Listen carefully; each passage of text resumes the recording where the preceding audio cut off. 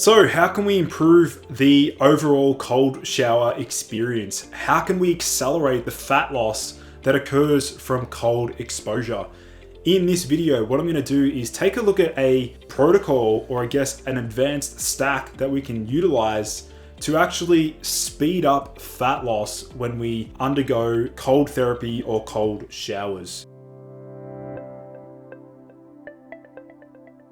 So I'm sure many of you know about the benefits associated with cold therapy or cold exposure. Some of the biggest names, such as Dr. Andrew Huberman, Rhonda Patrick, Peter Attia, Joe Rogan, have all mentioned the benefits associated with cold therapy. So what I wanted to do is actually outline a particular pathway that gets activated upon cold exposure. So as you can see in this diagram, something known as UCP3, uncoupling protein 3, gets activated when we're exposed to cold environments and or cold showers or even ice baths and things like that. So what that actually leads to is an increase in mitochondrial uncoupling. It also leads to an increase in fatty acid oxidation rate, which actually decreases the accumulation of fatty acids.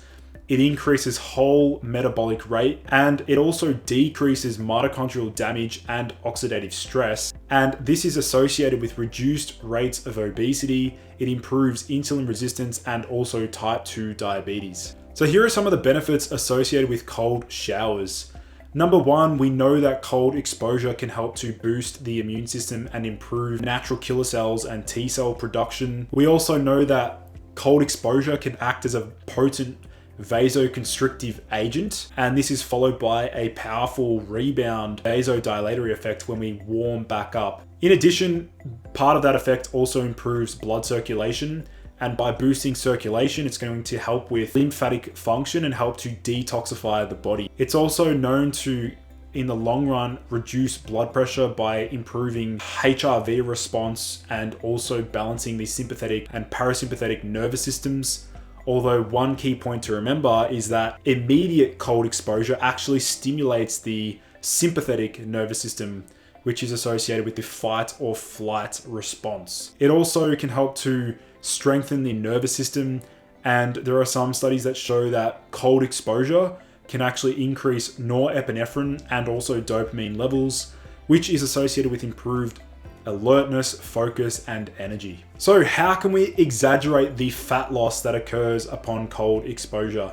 Now, this is a bit of a protocol that I put together, a hypothetical stack that we can leverage to increase the fat loss that occurs during and after cold exposure. And by the way, you'll see these ingredients linked down below in the video description if you want to purchase them. First one we're looking at is L-Beta, also known as beta-amino isobutyric acid. L-Beta was considered exercise in a pill, and the reason for this is because it can help to increase the beiging of white adipose tissue. So what we know is that L-Beta can actually increase fatty acid oxidation. It enhances the thermogenic browning of white fat via the PPAR-alpha enzyme. And this PPAR-alpha pathway is actually a pathway that many fat loss drugs appear to target as well. Now, in terms of a dosage, we're looking at about 500 milligrams. And this protocol, by the way, is best dosed about 30 minutes before undergoing cold exposure. So we're looking at about 500 milligrams of L-Beta. Then this is stacked with L-tyrosine at about 1,000 milligrams. Now, my rationale behind L-tyrosine is number one, it enhances thyroid hormone output,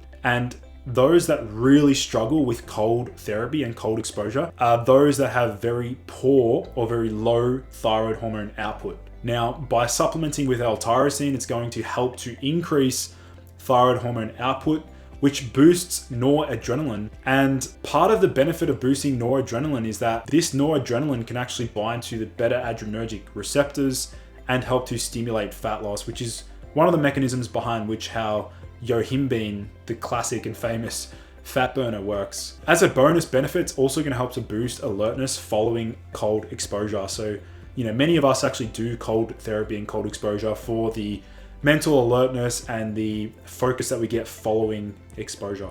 I also want to combine this with chokeberries or aronia berries. I've spoken about this on my Instagram channel. We're looking at about a handful of these aronia berries. It can be dried or fresh. Now, the benefit here is similar to tyrosine.